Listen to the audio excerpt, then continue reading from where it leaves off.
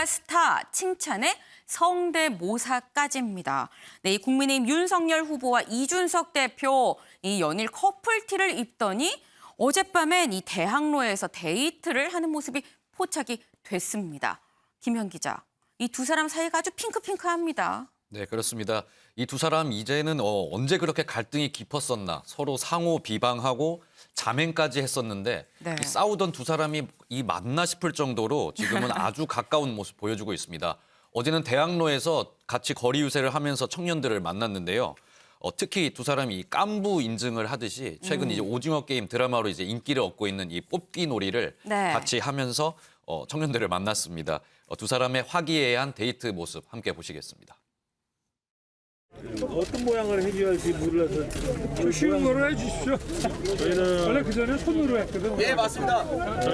저희는 별 모양 별이요 스타 우리 후보가 스타니까 예,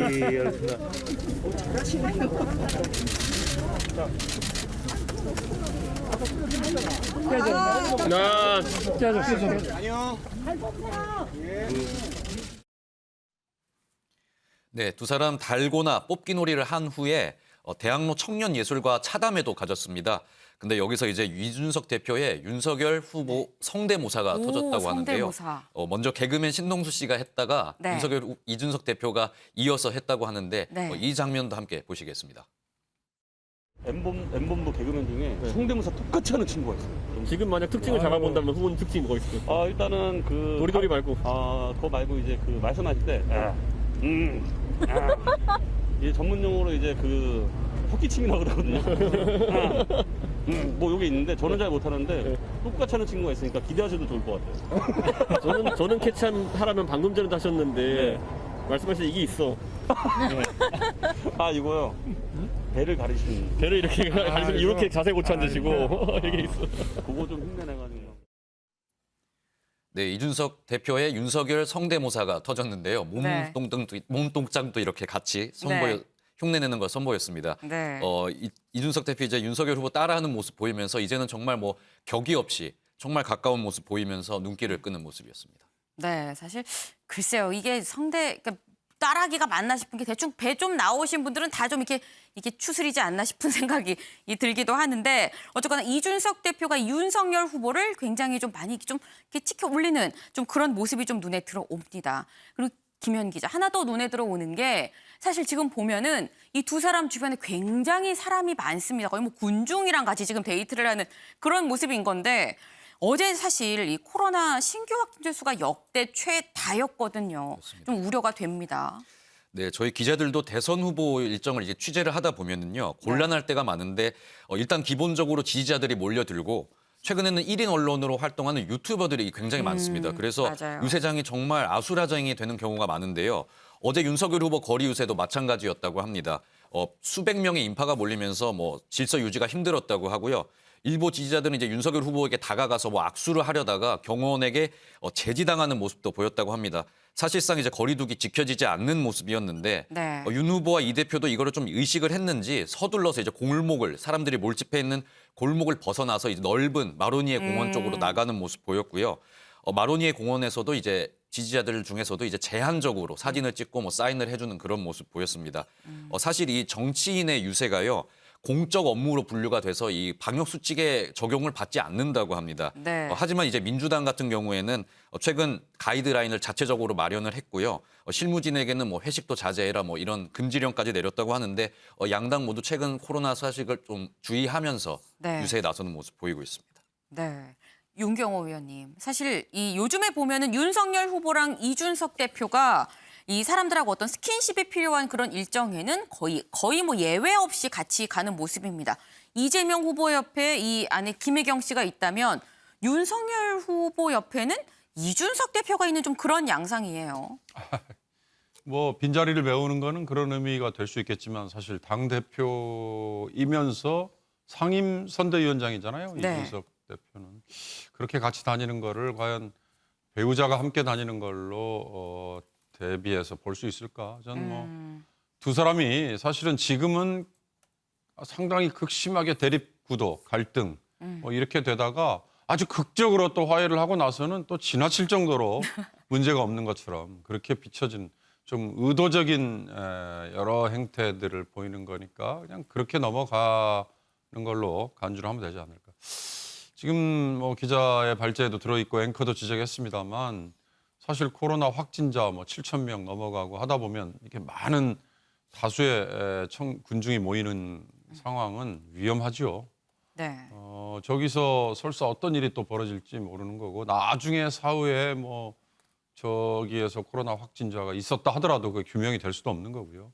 그러니까 결국은 원인 제공을 하는 거를 양측 캠프 뭐 다른 군소 정당 마찬가지로 지금은 좀 자제를 해주는 게 그게 맞지 않을까 싶은 생각이 들어요.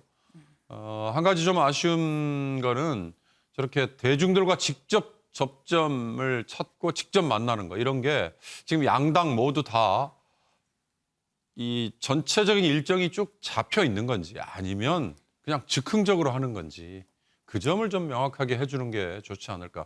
아까 개인 유튜버를 비롯한 네. 뭐 광범위한 언론이긴 하죠. 그들이 있기 때문에 모든 일정을 다 공개를 해버리면 뭐 아수라장이 된다 이런 또 어려움도 있긴 있을 것 같아요. 그러나 정해진 그러니까 뭐 지금 공개된 일정 네. 그런 거라면 뭐 좀 예측 가능한 게 좋지 않을까라는 생각이 들어서 이건 뭐 제가 그냥 개인적으로 갖는 의문이어서 한 말씀 더 추가했습니다.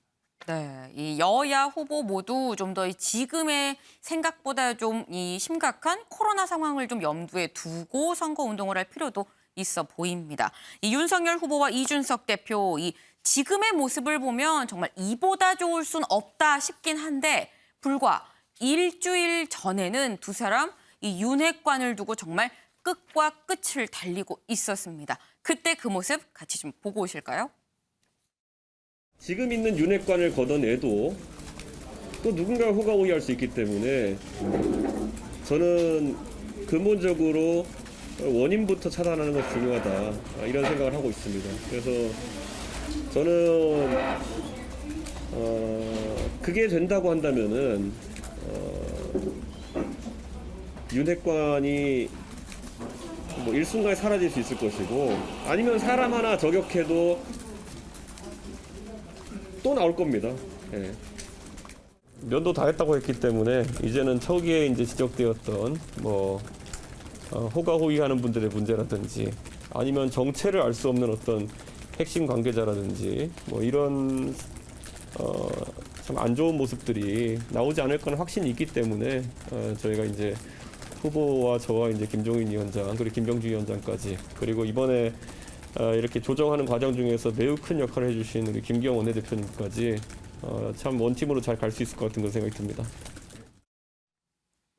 네, 이준석 대표 뭐 거의 뭐 분노에 찬 발언을 쏟아냈었습니다만 이 극적으로 화해한 이후에는 뭐 윤핵관은 더 이상 나오지 않을 거다라면서 이 신윤핵관이 된 이 이준석 대표의 모습을 지금 보셨는데 근데 유호정 기자, 이 김병준 위원장이 윤핵관에 대해서 앞으로 그런 일 없을 겁니다라고 얘기하면서도 확답은 못한다는 이런 취지로 또 얘기를 했습니다. 네, 그렇습니다. 김병준 위원장은 좀 조심스러운 입장을 밝혔습니다. 윤핵관 논란 대체로 끝이 났다고 생각한다라고 얘기를 하면서도 장담이나 확신은 할 수 없다라고 얘기를 하는데요. 사실 윤핵관 누구냐라고 물으면 제대로 대답하는 사람이 아무도 없습니다. 이 때문에 민주당 쪽에서는 반창고 봉합이다. 제2, 3의 윤핵관 사태가 벌어질 것이다라는 얘기가 나오고 있는데요. 네. 이 김병준 위원장도 이를 우려한 것으로 보입니다. 이 조심스러운 입장을 밝히면서 윤핵관을 찾아야 한다. 사실 짐작이 가긴 하는데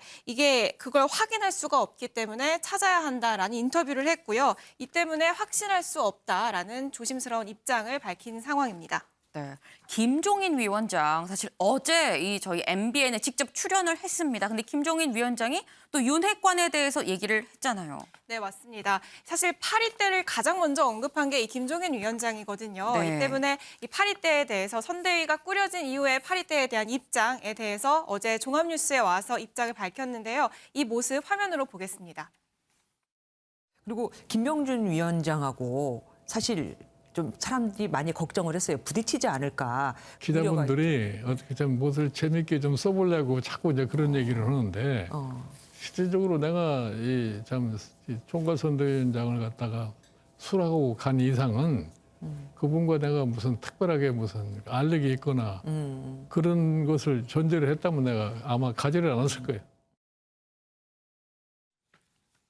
네, 이 파리 때에 대해서는 맛있는 음식에 파리가 꼬이듯이 이 대통령 대통령감이 후보감이 되니까 주변의 사람들이 당연히 몰리는 상황을 내가 표현을 한 것이다. 네. 어떤 특정 인사를 콕 집어서 얘기한 건 아니다라고 설명을 했고요. 이 조금 전에 들으신 것처럼 사실 김병준 위원장과의 이 불편한 동거에 대해서 네. 이 끊임없이 질문을 받고 있거든요. 그런데 이에 대해서 김 위원장이 나는 내일 하면 된다라고 입장을 밝히면서도 난 그 사람 신경 안 쓴다 이런 얘기를 하면서 이 갈등 썰이 끊이질 않았습니다. 맞아요. 그래서 어제 이제 김주아 앵커가 관련한 질문을 했는데 여기에 대해서 만약에 신경전이나 알력이 있을 거면 내가 총괄선대위원장을 수락하지 않았을 것이다 라면서 선을 그었습니다. 네, 일단 김종인 위원장도 이 김병준 위원장이랑 갈등은 없다라고 굉장히 좀 단호하게 선을 긋는 그런 모습이었는데 그런데 이 두 사람 김종인, 김병준 이 두 위원장 간의 갈등은 없는데 유호정 기자 난데없이 원희룡 전 지사와 이준석 대표 사이의 어떤 갈등이랄까요, 논란이랄까요 이런 게 지금 불거지고 있습니다. 네, 맞습니다. 뭐 반말 논란이라고 하면 네. 지난 7일 이용호 의원의 입당식에서 불거졌는데요. 이 자리에는 이 대표가 한때 영입을 반대했던 이수정 공동선대위원장이 네. 있었습니다. 그런데 여기서 원 전 지사가 이 대표에게 이수정 교수와 좀 악수를 좀 해라라고 권유하는 이 상황에서 논란이 벌어진 건데요. 화면으로 보겠습니다.